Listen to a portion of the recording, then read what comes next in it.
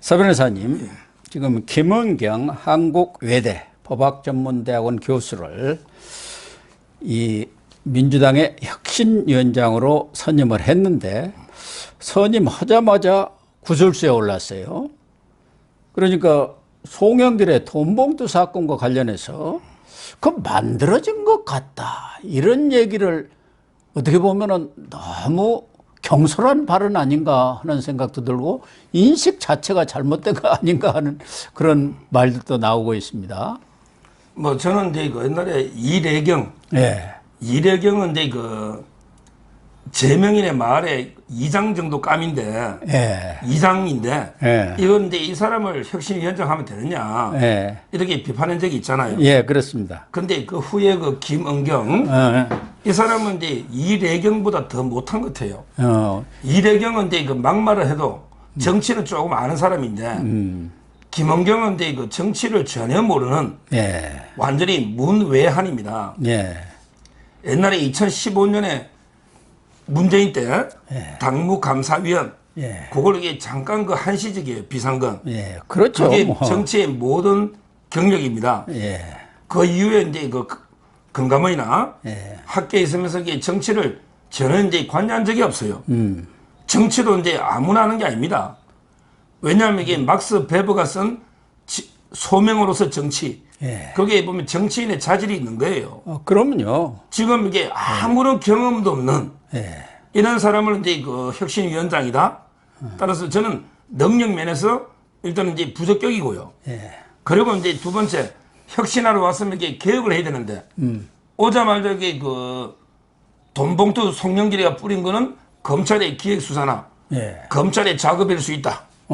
그러면서 이게 불체포 특권을 없애라는 게 국민 여론이잖아. 네. 근데 불체포 특권은 헌법의 권리다. 예, 그렇게. 이런 게 그 정말 개혁하고 혁신하고는 이제 거리가 먼 이런 이제 그 발언들을 하고 있는 거죠. 따라서 저는 이 사람이 뭐 이제 뭐 투쟁위원장이면 모르지만 예. 혁신위원장하고는 거리가 멀다. 예. 첫째는 이제 정치의 전문성도 없고 두 번째 그 내용도 혁신하고는 전혀 거리가 먼 오히려 검찰 공격이나 또는 이제 기득권 지키기 이런 게 불가하다. 결국은 이제 그 얼굴마담으로 이게 조금 뭐 신용하다가 사라진다. 이렇게 평가합니다. 뭐 혁신이라는 게요. 예. 굳이 이제 뭐 어렵게 생각할 필요가 없어요. 혁신이라는 게 뭐 간단하게 생각하면 이재명이가 완전하게 예. 검증 가능하게 예. 그리고 이제 돌이킬 수 없을 정도로 CVID네. 이게 CVID인데 예. 북한 핵을 폐기할 때 3원칙이죠. 예. 완전하게 물러나야지 이재명이가. 그리고 이게 물러난지 안 물러난지 검증이 돼야죠. 그리고 이게 또 총선 전에 또 복귀하면 안 되잖아요. 예. 불가역적으로 물러나요. 이게 혁신이 되는 거죠. 저는 이재명이가 이제 그 뒤에서 수렴청정, 그다음에 그 상황 정치를 하는 이상은 아무리 이게 꼭두가시가 혁신 쇼를 해도 진정성이 없기 때문에 먹히지 않는다. 이런 이제 그 허수아비 덜러리 김은경 혁신위원장 밑에 누가 가겠어요? 아마 이게 저는 혁신이 쉽지 않다. 그 내용도 마찬가지고 지금 이게 그 이재명계는 혁신한 게 당원들 권리를 강화하자. 그러니까. 이렇게 주장하거든요. 혁신의 내용을 놓고 친명하고 비명하고 전혀 지금 딴 생각으로 동상이몽 아닙니까? 그러니까 결국에 당원들 권리를 강화하면 개딸들 권리만 강화되는 거죠. 그렇죠. 그거는 이게 그 혁신이 아니고 오히려 이제 후퇴죠, 후퇴. 예. 혁신이 뒤로 후퇴하는 겁니다. 예. 그러니까 이제 그 뭐 제가 보기 김은경 혁신이 앞날은 보나 안 보나 그냥 이게 허지부지 끝난다 이래 보면 돼요. 사실 뭐 혁신위가 활동할 수 있는 기간이라 해봤자 9월 정기국회까지. 그렇다고 보면은 뭐 한 3달 정도 길어봤자 이 정도의 활동 기간이 있는데 그 기간 내에 과연 민주당을 혁신할 수 있는 그런 방안들이 나올지. 이 혁신의 앞날이 정말 안 봐도 비디오다 이렇게 생각이 되는데 문제는 이제 24일 날 1년 동안의 연수를 마치고 이낙연 전 대표가 귀국을 합니다.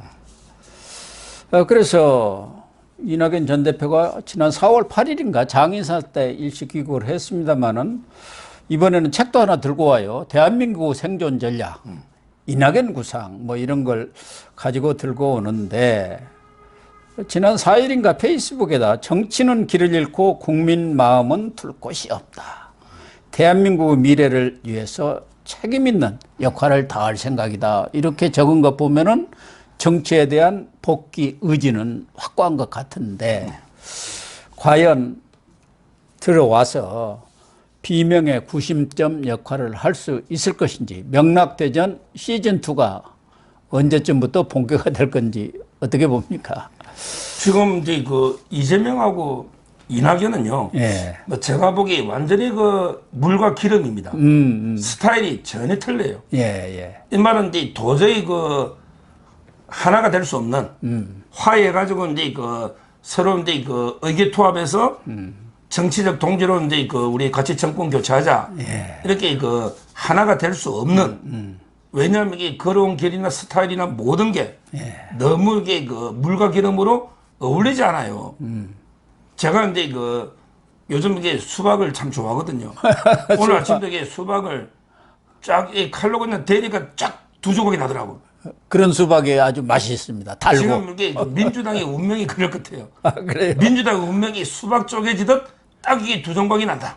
아. 지금 이게 뭐 수박 깨기 운동을 많이 하는데 저절로 깨질 겁니다. 아, 그렇게 수박 돼요? 깨기 노력 안 해도 예. 저절로 이게 당이 수박 깨지듯 두 조각 난다. 수박은 아주 녹익으면은 그런 게 안에서 이렇게 폭발할 그것이 쌓이면은 수박이 절로 쫙 쪼개지잖아요. 그러니까 지금 이제 결국은 이재명이 하고요. 네. 이낙연은 이제 같이 못 가요. 지금은 이제 가장 핵심이 윤영찬 성남이에요. 예. 윤영찬 그 지역에도 이제 그 현근택 변호사가 그리고 이제 또 뭐 양문석 그 통영에 이 사람도 이게 그 안산에 예. 전해철이 지역 가서 수박을 이게 뿌리째 뽑아버리겠다. 이랬는데 전해철이가 저번 며칠 전에 또 이제 문재인 찾아서 예. 갔잖아요. 예, 예. 이런 식으로 이게 도처에서 수박을 이렇게 깨자. 예. 도처에서 완전히 막 진흙탕 싸움이 벌어지고 있는 거죠. 네. 이런 상태에서 이게 이재명하고 이낙연이 하나가 안 되니 예. 저는 이제 곧 돌아오면요.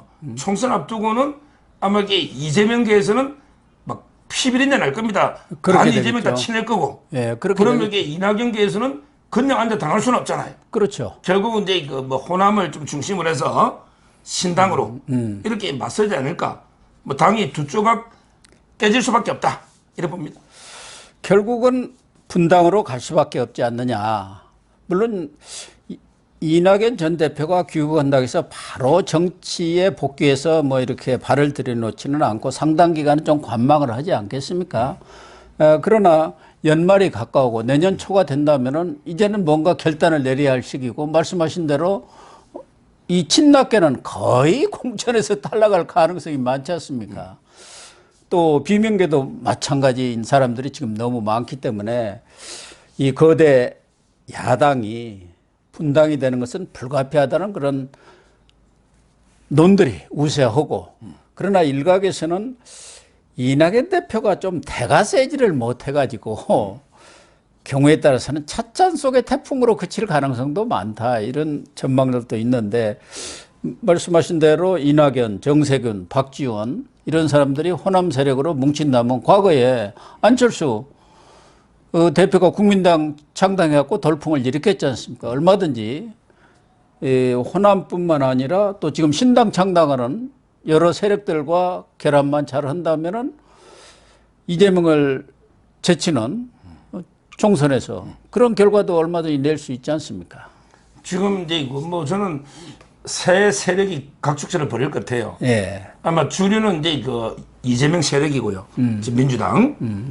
그 다음에 그 이낙연 걔가 있고. 예. 거기에 중간에 저는 조국이 변수가 있다 봐요. 예, 조국. 조국이 이제 과연 어떤 선택을 할까? 예. 조국이 이제 그 이재명하고 이해찬을 발견해서 민주당에 손잡고 민주당으로 놓으면 그쪽이 압도적 주류가 될 겁니다. 예, 그렇게 되겠죠. 이해찬이 연결고리 역할을 할 것 아니겠습니까? 하면 그러면 그 이낙연이나 뭐 정세균은 꼬만 민주당 옛날에 저는 군소정당으로 전락한다 이렇게 보이고요. 근데 이제 조국이가 뭐 과연 이게 무소속으로 네. 나올지 아니면 이게 극단으로 보면 친문 세력 다 결집하면 이게 이재명을 아예 제끼고 예. 조국, 이낙연, 문재인 뭐 다 합치면 그러면 이게 오히려 그쪽이 훨씬 또 크죠. 주류가 될 수도 있거든요. 예, 예. 따라서 이제 조국이 과연 어떤 선택을 할까? 아, 이 사람이 이게 문재인을 중심으로 해서 이낙연과 뭉치느냐, 아니면 이게 이해찬을 매결해서 이재명과 손잡느냐, 아니면 이게 독자로 가느냐, 이게 상당히 변수가 될 것 같아요. 그렇군요. 나름대로 이게 좌판에 조국이 좀 팬덤, 지분이 좀 있거든요. 있죠. 그래서 앞으로 이게 과연 세 명, 이재명, 이낙연, 예. 그다음에 조국 이렇게 세 세력이 있는데 여기서 이게 좀 중요한 게 결국 문재인의 뜻이죠. 예. 문재인이 어떻게 할지, 예. 문의 이재명 선택. 중심으로 뭉치라고 할지, 아니면 이게 그냥 독자 세력으로 넣으라 할지. 그래서 요즘 이게 틈만 하면 양산의 평산마을에 찾아가는 거예요. 조국도 이게 양산에 나오고 싶어서 예. 찾아가고 어제 전해철도 마찬가지고 아마 이게 이낙연이 오자마자 문재인부터 찾아가 보겠죠. 그렇게 아마 되겠죠. 이게 새 세력이 저는 문재인의 의사가 상당히 중요하다 이렇게 보입니다. 아무튼 뭐 문재인은 양산에 앉아갖고 대홍군 노릇, 상황 노릇을 지금 하고 있는 것 같은데 이재명의 개딸이 있다고 한다면은 이 조국에는 옛날에 개싸움 운동본부 개국본이라고 있죠.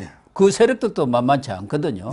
그래서 조국이 어떻게 보면 캐스팅 보트도 질 수가 있겠다 그런 생각이 들어요.